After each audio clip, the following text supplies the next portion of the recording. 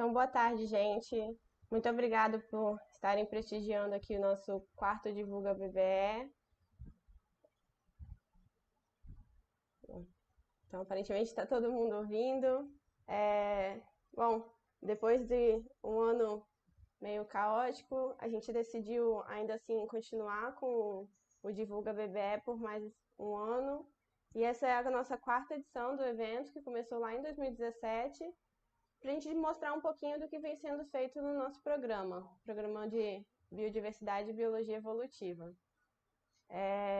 Esse ano nós teremos 7 palestras, são 8 palestrantes que vão estar ministrando 7 palestras, e a gente vai começar com a palestra Filogeografia Comparada de duas espécies de golfinhos, Pontoporia blainville e Sotalia guianensis, da doutoranda Luana Nara. Luana, você pode compartilhar sua tela para a gente?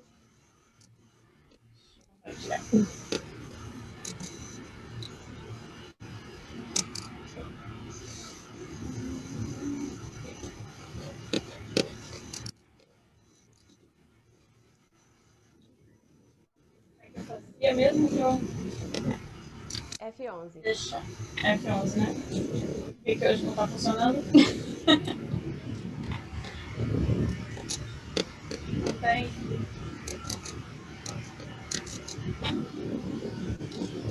Agora pode. Então, boa tarde para todo mundo, né? Posso começar? Na verdade, eu já tô indo, né, Jade? Só um pouquinho. Deixa eu só. A tela tá meio.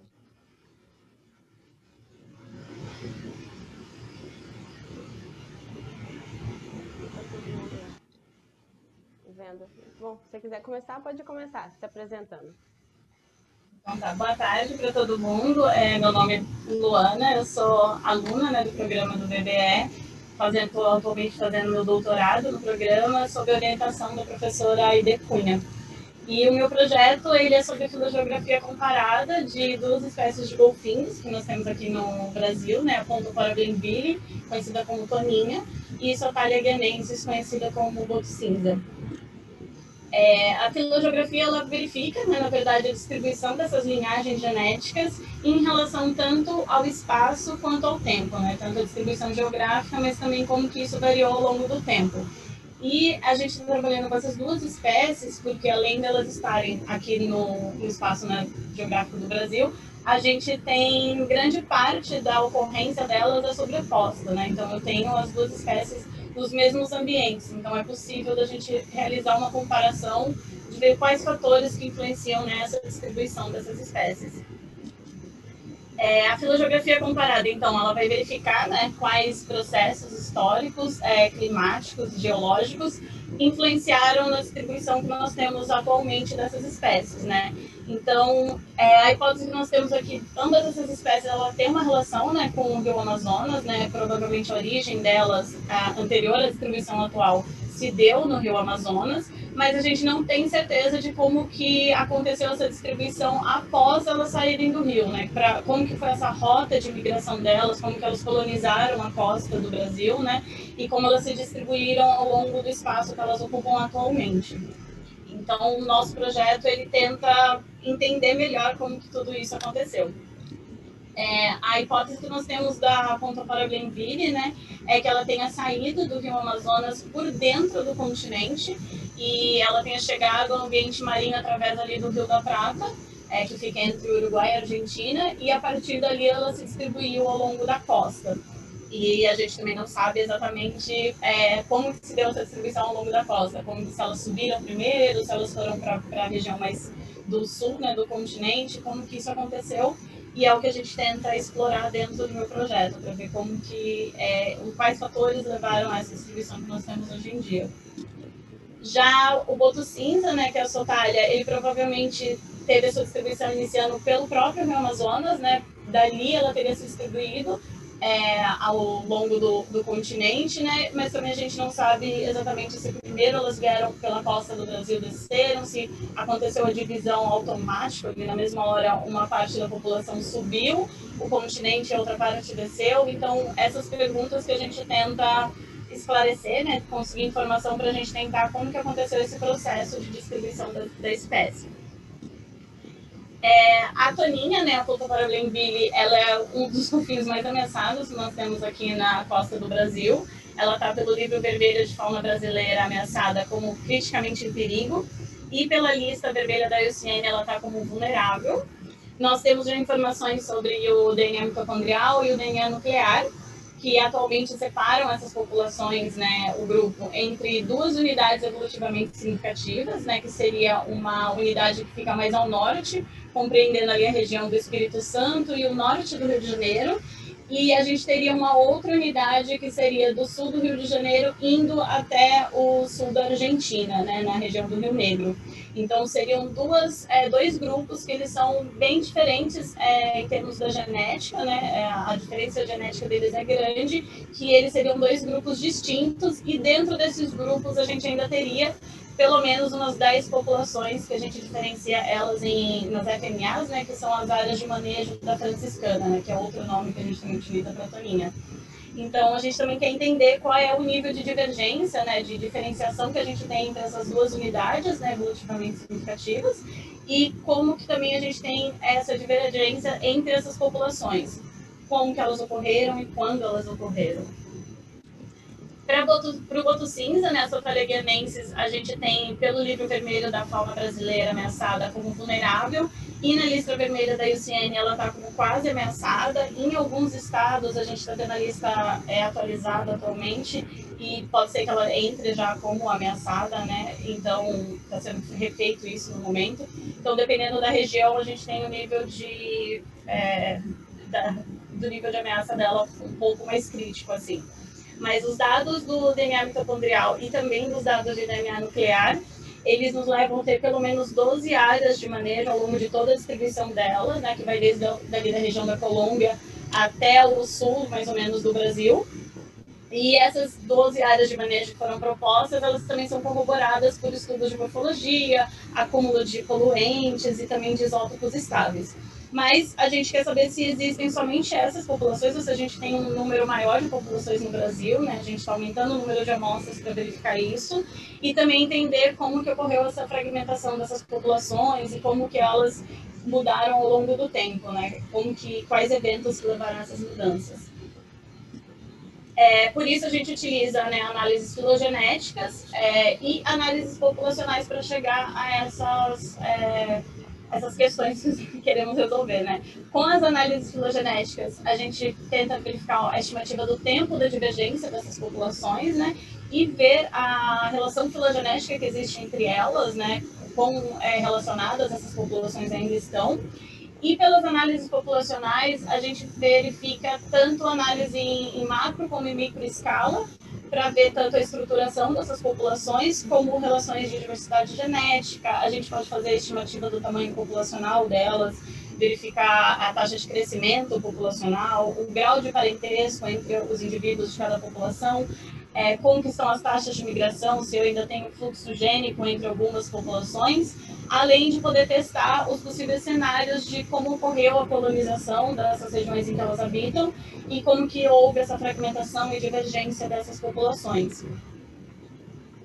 Então, na verdade, a gente utiliza, essa é uma das formas, né, em que a gente utiliza a genética como uma ferramenta para a conservação, porque a gente parte desde o princípio de conseguir diferenciar para verificar quantas espécies nós temos, né, quantas populações nós temos de cada uma dessas espécies.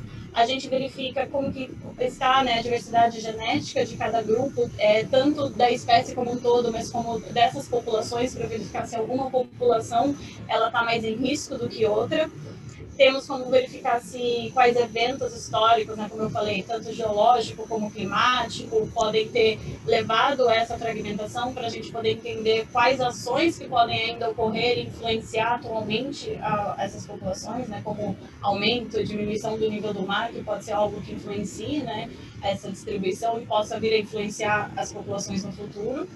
A gente tem essa estimativa do fluxo gênico que é bastante importante para a gente saber quais populações ainda estão conectadas, para quando a gente vai propor, né, a delimitação das áreas de manejo e as áreas de proteção, a gente tem que sempre levar em consideração se as populações elas ainda se comunicam, se elas ainda têm troca, porque a gente precisa manter isso, né?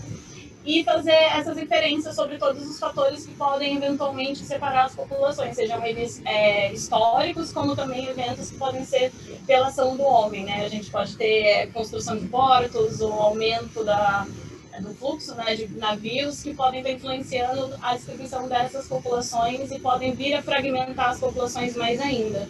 Então, a genética é uma das ferramentas que ajuda bastante a gente a poder fazer essas inferências, né, poder entender melhor como que a população está, como que está a distribuição dela e quais medidas a gente pode propor para melhorar a conservação.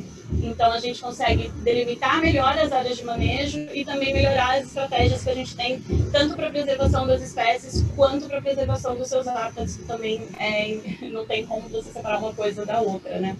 Então, atualmente, a gente está fazendo um projeto relacionando as duas populações, justamente, as duas espécies, né? Justamente para a gente poder entender melhor, porque muitas vezes os fatores que são tanto em comum das duas, né, quanto os que são diferentes, eles podem mostrar as respostas que a gente está procurando sobre os eventos que podem ter influenciado essa distribuição.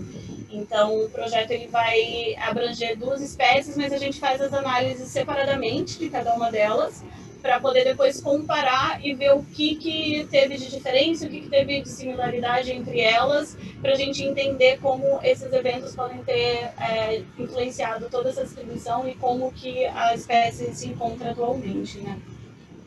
Na verdade, era bem curtinho a minha apresentação, porque era sobre o projeto, né? Então ainda não vou apresentar os dados que a gente tem ainda, porque a gente está em fase de análise, mas queria agradecer por poder participar e mostrar um pouquinho do que a gente está fazendo sobre essas duas espécies de golfinhos que estão bem ameaçadas no momento. Obrigada, Luana. Eu vou dar uma olhadinha aqui para ver se alguém tem alguma pergunta no chat aqui pelo canal do YouTube. Tem uma diferençazinha no tempo, então às vezes demora um pouquinho a transmissão chegar ao pessoal da videochamada que a gente está fazendo. Então, alguém tem alguma dúvida, alguma pergunta para a Luana? E-mail de contato?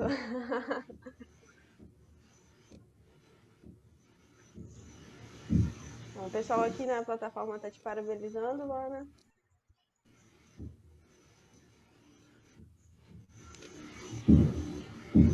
Jádila, eu poderia fazer uma pergunta? Claro. Opa! Primeiro, parabenizar a Luana, que projeto interessante. Luana, você mencionou que ambos eles teriam, e principalmente o Pontopória, teria essa origem no Rio Amazonas, né? E que ele teria chegado até o litoral ali, né?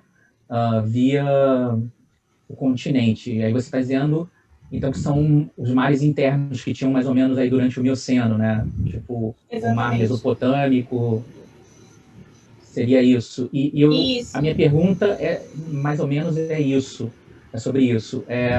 Você vai utilizar esses dados com os fósseis, que são bem abundantes ali, né?